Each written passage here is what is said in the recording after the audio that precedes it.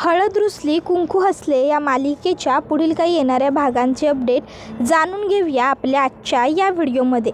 चला तर मग मित्रांनो, अजिबात वेळ वाया न घालवता सुरुवात करूया आपल्या या व्हिडिओला. तर आता आपण इथे पाहणार आहोत की कशा पद्धतीने दुष्यंत आणि कृष्णाची एकी पाहून बाळजाबाई आणि पूजामध्ये रंगणार महासान युद्ध आणि या सगळ्याचा फायदा घेणार तिसराच व्यक्ती म्हणजे जयकांत. आता नेमकं काय घडणार, कसं घडणार हे सगळं जाणून घेऊया आपल्या या व्हिडिओमध्ये. तर आता आपण इथे पाहतोय की दुष्यंतने कृष्णाला घरी आणलेला आहे आणि त्यानंतर त्याने आता घरातल्या सगळ्या सदस्यांसमोर ही गोष्ट कबूल केलेली आहे की त्याचं कृष्णावरती प्रेम आहे आणि कृष्ण आणि तो एकमेकांसाठी अगदी परफेक्ट पार्टनर आहेत, ते एकमेकांसाठी योग्य आहेत. त्यानंतर मग आता इकडे कृष्णा आणि दुष्यंत हे वरती आलेले असतात.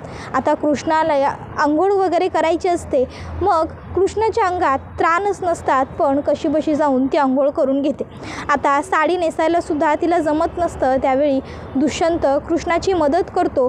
कृष्णा म्हणत असते, अहो दुष्यंतसारखा राहू द्या, तुम्ही कशा पायी, पण दुष्यंत अगं असू दे असं म्हणत कृष्णाला साडी नेसवून देतो. साडी नेसवून झाल्याच्या नंतर मग आता लगेचच इकडे कृष्णा हिला दुष्यंत म्हणतो, कृष्णा माझ्यासमोर बस. कृष्णा म्हणते कशा पायी, त्यावर दुष्यंत म्हणतो अगं बस, मी जरा तुझ्या डोक्याला तेल लावून देतो, तुला बरं वाटेल. कृष्णा म्हणते, अहो दुष्यंत सरकार खरंच एवढं नका करू तुम्ही माझ्यासाठी, अहो मला सवय नाही एवढी माझी कुणी काळजी करण्याची, म्या करतो की स्वतःहून, म्हणजे म्या लावतो तेल बिल, तुम्ही राहू द्या, तुम्ही बसा. आता तसं बी तुम्ही बी एवढं मला उकरून काढले, तुम्ही बी दमला असाल, बसा तुम्ही. त्यावर दुष्यंत म्हणतो तुला बस म्हटलं ना. मग कृष्णा दुष्यंतच्या पुढ्यात बसते आणि दुष्यंत आता तिला तेल लावून मसाज करून देत असतो. तर इकडे बाळजाबाईंचा चांगला तीळपापड झालेला असतो. बाळजाबाईंना अगदी आग लागलेली असते. त्यांना वाटत असतं की मी करायला काय गेले आणि हे सगळं होऊन काय बसलं. हे सगळं त्या जयकांतच्या माणसांमुळे झालं. मी त्यांना सांगितलं होतं की मला काम चोख झालेलं पाहिजे, सगळं व्यवस्थित करा. त्या कृष्णाला काहीही झालं तरी जमिनीत पुरा, ती जिवंत पुन्हा दिसता कामा नये. नवीन वर्षाची सुरुवात आनंदात व्हायला हवी माझ्या, पण तसं काहीही घडलेलं नाही आहे. उलट ती कृष्णा तर व्यवस्थित आहे आणि दुष्यंतने तिच्यासाठी मातीत सुद्धा घातला. हे सगळं काही त्या जयकांतमुळे झालंय, मी काही त्याला सोडत नसते आता, असं म्हणून मग बाळजाबाई मोठ्या मोठ्याने जयकांतला हाका मारतात आणि तिकडे बोलवतात, जयकांत जयकांत जयकांत इकडे ये. त्याबरोबर जयकांत आता तिच्या समोर येऊन उभा राहिलेला असतो. बाळजाबाई जातात आणि जयकांतचे खान खणवून मुस्काटात लगावून देतात आणि जयकांतला म्हणत असतात, काय रे जयकांत, तुला कळत नाही होय, मी काय म्हणलं होतं तुला, मला काय बी झालं तरी त्या कृष्णीचं काम तमाम झालेलं पाहिजे म्हणून. मग त्या कृष्णीला दुष्यंतनं वाचवून घरला आणलीच कशी. त्याबरोबर जयकांत म्हणत असतो, अहो काकीसाहेब आता ते म्या काय सांगू, आता भावड्यानं कसं आणलं, कसं केलं, काय केलं ह्यातलं मला बी काय ठाव नाही. अहो म्या पुरे प्रयत्न केले होते की, आता माणसांनी तर त्या वहिनीसाहेबांना, तशी बाळजा त्याच्याकडे रागाने बघते, तसं तो म्हणतो कृष्णाला जमिनीत गाडलं होतं. इतक्यात त्या ठिकाणी अढळराव आलेले असतात. अढळरावांना आलेलं बघून जयकांत गुपचूप तिकडनं सटकतो. आता अढळराव बाळजाच्या समोर येतात आणि मोठमोठ्याने हसतात आणि बाळजाला म्हणतात, बघितलंच नवं, देवीच्या दारात देर हाय अंधेर नाही, शेवटी विजय हा सत्याचाच होतो. पण तुला काय कळणार ग, सत्य ह्या शब्दाचा अर्थ तरी तुला ठावा आहे का. नाही, ह्या शब्दाचा अर्थ जरी तुला ठावा असता तरी लई झालं असतं बघ, पण काय करणार, तुला सत्य म्हणजे काय असतंय हेच ठावं नाही. असो, तुला सांगायचं तात्पर्य एवढंच की सत्याचा विजय झाला, सुनबाई घरला परत आल्या आणि ते बी तुमच्या लाडक्या चिरंजीवांनी सुपुत्रांनी आमच्या एकुलते एका सुनबाईसनी घरला आणले. समजलं नवं. आता तरी बाळजा डोळे उघड आणि आता तरी शानी हो. अगं दुष्यंत आणि कृष्णा यांची जोडी वरच्यानं बांधलेली आहे आणि ती जोडी तोडणारी आपण कोण बी नाही बघ, आपण हे समज नाही करू शकत. त्यामुळं आता तरी त्या कृष्णाला आणि दुष्यंतला वेगळे करण्याचे विचार मनातनं काढून टाक. बाळजाबाई सांगतात की ओ देवासमोर बी म्या हार मानणारी नाही या. आज पावतर ह्या बाळजाला जे हवंय नवं त्या बाळजानं तेच मिळवलं आहे आणि ह्या पुढं बी बाळजाला जे हवं बाळजा तेच करणार. बाळजा कुणाला बी घाबरत नाही. तुम्हासनी ठावं नसेल म्हणून तुम्हासनी सांगून ठेवतो, आजपर्यंत जे काही आमासनी हवं आहे का नाही तेच आम्ही केलं आहे आणि ह्या मोरं बी जे आमासनी हवं तेच आम्ही करणार. आणि एक डाव हुकला म्हणून काय झालं, पुढचे समजे डाव हुकत्याल असं नाही. कधीतरी बाजी तुमच्या बाजूनं लागत्या, कधीतरी आमच्या बाजूनं लागत्या. एक गोष्ट ध्यानात ठेवा, या वेळी कृष्णाचं नशीब बलवत्तर होतं म्हणून ती वाचली. पुढच्या वेळी असं होणार नाही. त्यावर अढळराव म्हणतात की अगं, प्रत्येक वेळीच कृष्णाला नशीब साथ देतं, कारण देवी आईचा आशीर्वाद आणि माझी साथ दोन्हीही तिच्याबरोबर आहे. त्याचबरोबर तिचा जोडीदारसुद्धा ठामपणे खंबीरपणे तिच्या पाठीशी उभा आहे. तू प्रत्येक वेळी तिला त्रास देण्याचा जितका प्रयत्न करशील की नाही, तितक्या वेळी माझी सून तुझ्या प्रत्येक प्रयत्नांवर मात करून त्या सगळ्यातनं पुढं गेलेली असेल. एवढं विसरू नकोस बाळजा. तुला काय वाटतं, तू करशील ते योग्य आहे का? तू करशील ते बरोबर आहे? नाही, तू करशील ते चुकीचं असतं समज. आणि आज बी या समजात तुझाच हात आहे हे मला ठाव आहे. आणि सुनबाई लवकरात लवकर ते दुष्यंत समोर आणत्याल याची मला खात्री बी आहे. त्याबरोबर इकडे दुष्यंत हा आता कृष्णाच्या बाबतीत ओव्हर पॉझिटिव्ह झालेला असतो. तो कृष्णाला एकटीला कुठेच सोडत नसतो. तो प्रत्येक वेळी कृष्णाच्या सोबत जाणं प्रेफर करत असतो. त्याने कृष्णाला सक्त ताकीद देऊन ठेवलेली असते की कृष्णा, मला न घेता तू कुठेही जायचं नाहीस, कळलं? अंगणाच्या बाहेर पाऊलही टाकायचं नाही आहेस. त्यावर कृष्णा म्हणते, अहो दुष्यंत सरकार, असं काय करायला आहे? मला ही एवढी काळजी कुणी माझी घ्यायची सवय नाही आहे. अंगणाच्या बाहेर बी जायचं नाही म्हणजे याला काय अर्थ आहे? नाही बघा, असं नका की करू. त्याबरोबर दुष्यंत म्हणतो, कृष्णा, तू ना आगाऊपणा करू नकोस. तुला जितकं सांगितलं आहे तितकं कर आणि गुपचूप माझं ऐक, समजलं ना? त्यावर कृष्णा म्हणते, बरं, राहिलं तुम्ही म्हणशील तसंच होईल. म्या तुम्हासनी न सांगता कुठं बी जायचो नाही. मग तर झालं. दुष्यंत म्हणतो, व्हेरी गुड. बरं चल, आता जेवणाची वेळ झाली आहे, गुपचूप जेवून घे, चल. आणि मग तो कृष्णाला जेवायला घेऊन येतो. आता दुष्यंत स्वतःच्या हाताने कृष्णाला जेवण वाढतो आणि म्हणत असतो, कृष्णा खा. कृष्णा आता जेवते. दुष्यंत हा कृष्णाकडे बघत असतो. अचानक कृष्णाला ठसका लागतो. दुष्यंत स्वतःच्या हाताने कृष्णाला पाणी पाजतो. आता हे सगळं काही पूजा बघत असते. पूजाला हे सगळं बघून खूप जास्त राग येत असतो. पूजाला वाटत असतं की डी फक्त पूर्वी हे सगळं माझ्यासाठी करायचा, पण आज या फालतू मुलीसाठी सुद्धा तो हे सगळं करतोय. हे सगळं ना त्या बाळजाबाईंमुळे होतं आहे. एक प्लॅन त्यांचा धड वर्क होत नाही, एक गोष्ट त्यांना धड जमत नाही. आतापर्यंत मी त्यांना खूप सोडून दिलं, पण आता नाही. आता त्यांना जाब विचारायला हवाच असा विचार करून पूजा आता बाळजाबाईंकडे येते आणि बाळजाबाईंना म्हणत असते, बाळजाबाई, अहो काय सुरू आहे हे सगळं? बघताय ना डी आणि कृष्णा कसे एकमेकाच्या जवळ येत चाललेत ते. अहो हळूहळू बघता बघता आता ते एकरूप होऊन जातील आणि तरीही तुम्ही काही करू शकणार नाही. तुमचा एकही प्लॅन कसा वर्क होत नाही. इतके फालतू प्लॅन बनवता का तुम्ही? 5 गावच्या सरपंचबाई आहात ना तुम्ही, मग तरीही तुमच्याकडून एक साधी मुलगी पुढे जाते. तुम्हाला एका साध्या मुलीचा बंदोबस्त करायला जमत नाही. शी, मला तर कधी कधी खरंच वाटत नाही की तुम्ही आहात आमच्या 5 गावच्या सरपंचबाई, खरंच.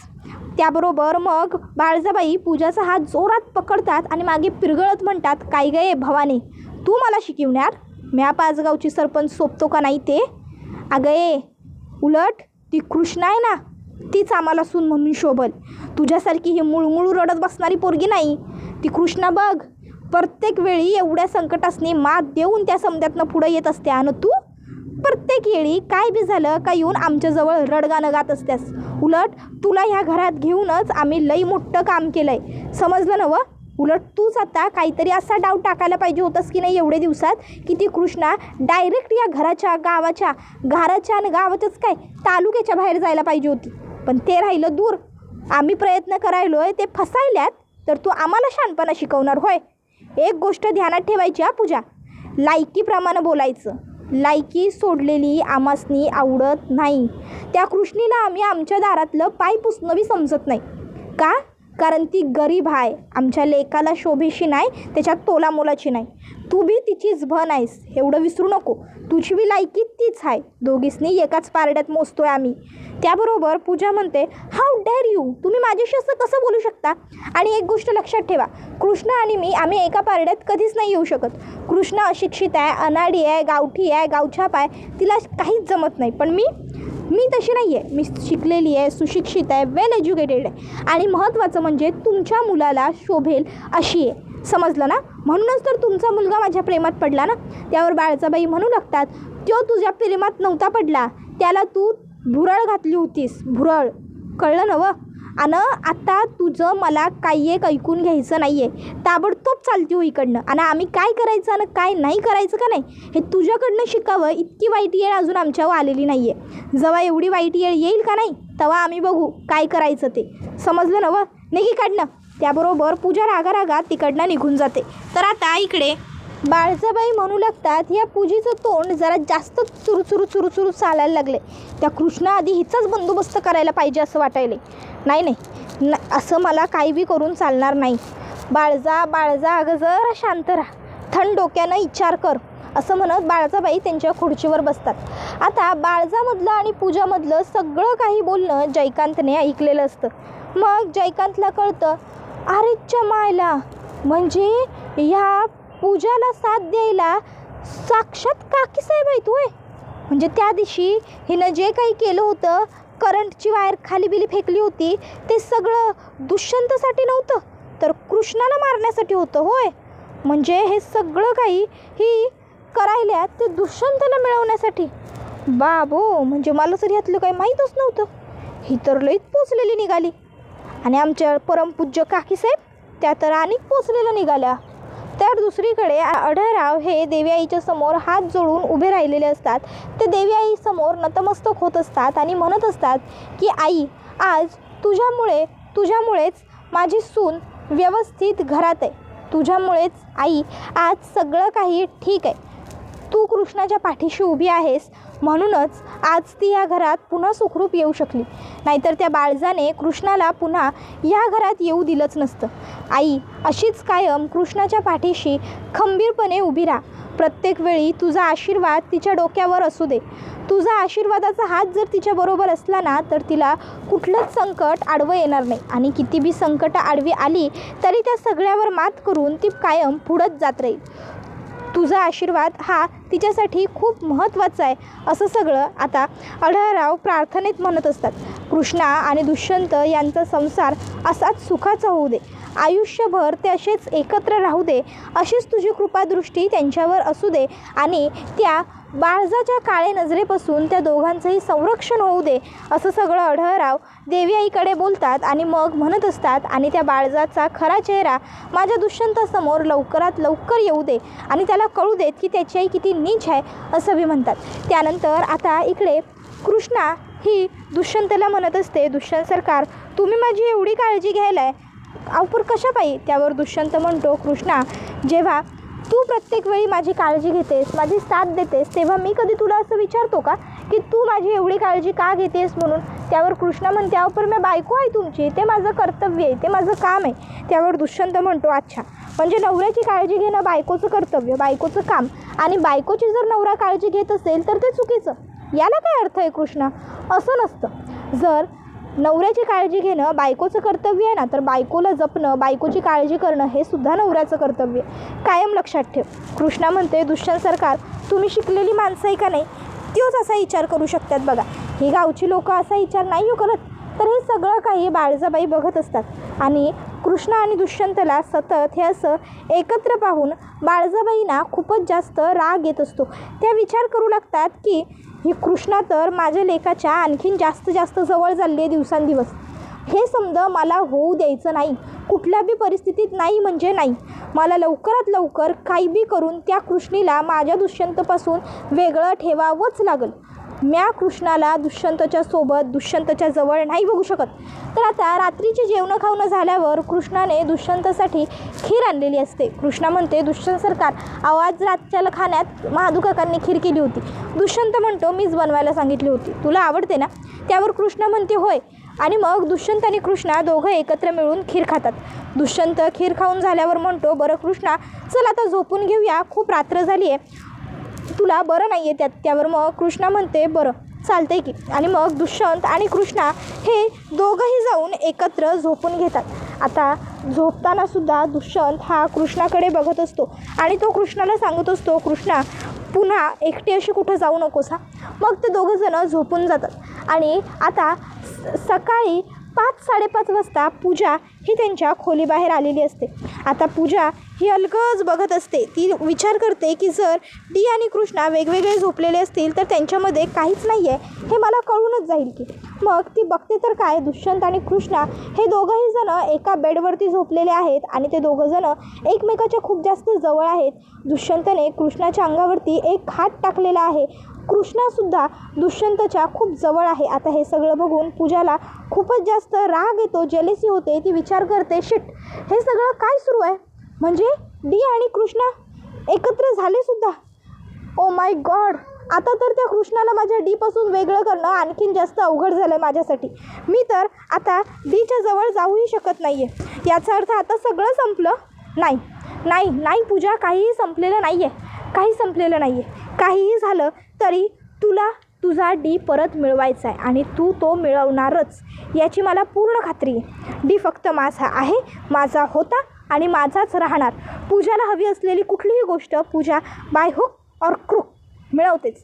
मग त्यासाठी पूजाला काहीही करावं लागलं तरीही 72. मग आता पूजा ठरवते की मी डीला मिळवणार म्हणजे मिळवणारच. मग त्यासाठी मला काहीही करावं लागलं, अगदी काहीही तरी चालेल. आता काहीतरी असा जबरदस्त डाव मला टाकायला हवा की ज्यानंतर डी फक्त माझा राहील, फक्त माझा.